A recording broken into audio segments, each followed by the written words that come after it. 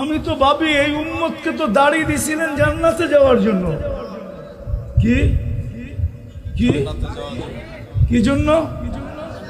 কার কারণে পাইলেন? নবীজির কারণে। এই উম্মত দাড়ি দেখা জান্নাতে চলে গেছে বহুত, আরো চলে যাবে বহুত। কিতাবে আছে, কিতাবে জমানার সবচেয়ে বড় মুহাদ্দিস মারা গেছে। স্বপ্নে দেখার পরে জিজ্ঞাসা করছে কি ব্যবহার হলো আপনার সাথে?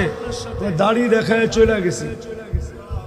দাড়ি দেখায় মানি আল্লাহর সামনে যখন দাঁড়াইছি, আল্লাহ জিজ্ঞাসা করছে ওই বুড়া কি নিয়ে আসছিস?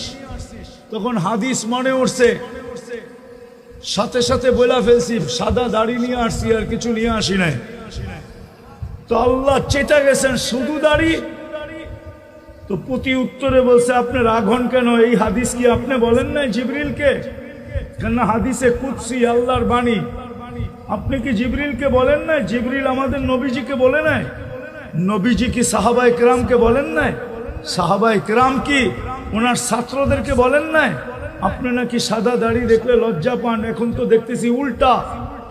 দাড়ির কথা বললাম, আপনি চেতা গেলেন। তা আল্লাহ হাইসা দিয়া বলতেছে সবাই সত্য বলছে, আমিও সত্য বলছি, মাফ করে দিলাম যা।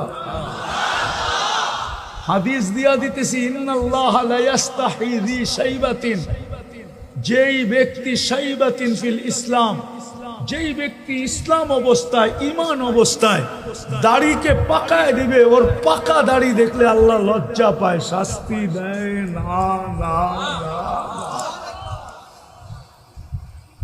যে উম্মতকে আল্লাহ দাড়ি দিয়েছেন জান্নাতে যাওয়ার জন্য, ওই উম্মত শেভ করে কি করা? আচ্ছা এটা বাদ দিলাম, মদিনা মুনাওয়ারায় যখন হজে যায় তো দাড়ি ছাড়া যায় কি করা? আমার তো যুগ বিয়োগে মিলে না, কিন্তু হাজারো হাজিকে দেখি বাংলাদেশি দাড়ি ছাড়া রওজার সামনে দাঁড়ায় আছে। কেননা ও দেখো আর না দেখো, আমাদের নবীজির রওজার সামনে দাঁড়াইলে নবীজি তো দেখে। ওলামা বলুক না দেখে না, দেখে না। আমাদের নবীজি তো জীবিত কবরে, হায়াতুন নবী।